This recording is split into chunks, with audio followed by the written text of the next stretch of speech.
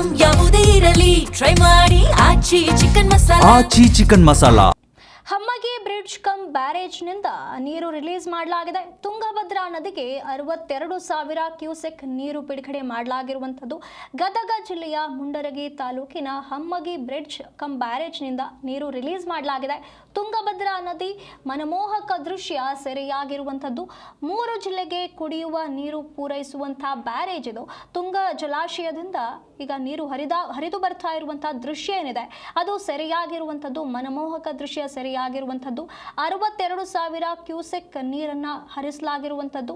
ನಮ್ಮ G Kannada news ಮೂಲಕ ಮನಮೋಹಕ ದೃಶ್ಯ ಸೆರೆ ಹಿಡಿಯಲಾಗಿದೆ.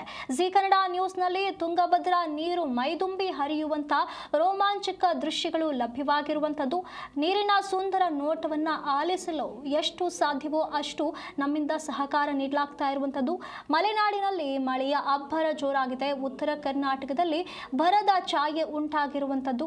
ಬರದ ನಾಡಲ್ಲಿ ಈಗ ತುಂಗಭದ್ರೆ ತುಂಬಿ ಹರಿತಾ ಇರುವಂಥದ್ದು.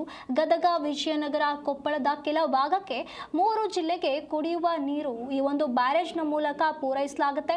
2012ರಲ್ಲಿ ನಿರ್ಮಾಣಗೊಂಡಿರುವಂತಹ ಬ್ರಿಡ್ಜ್ ಕಮ್ ಬ್ಯಾರೇಜ್ 3.69 ಟಿಎಂಸಿ ಸಾಮರ್ಥ್ಯದ ಬ್ಯಾರೇಜ್ ಇದು.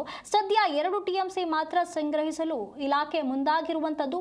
ಹೆಚ್ಚು ನೀರು ಸಂಗ್ರಹಣೆಯಾದರೆ ಹಿನ್ನೀರಿನಿಂದ ಗದಗ ಜಿಲ್ಲೆಯ ವಿಠಲಾಪುರ, ಗಮ್ಮಗೋಳ, ಅಲ್ಲಿಪುರ ಹಾಗೂ ಬಿದ್ರಳ್ಳಿ ಮುಳುಗುವ ಸಾಧ್ಯತೆ ಇದೆ. ಗ್ರಾಮ ಮುಳುಗಡೆಯಾಗುವ ಹಿನ್ನೆಲೆ ಕೇವಲ 2 ಟಿಎಂಸಿ ನೀರು ಮಾತ್ರ ಸಂಗ್ರಹಿಸಲಾಗ್ತಾ ಇರುವಂಥದ್ದು.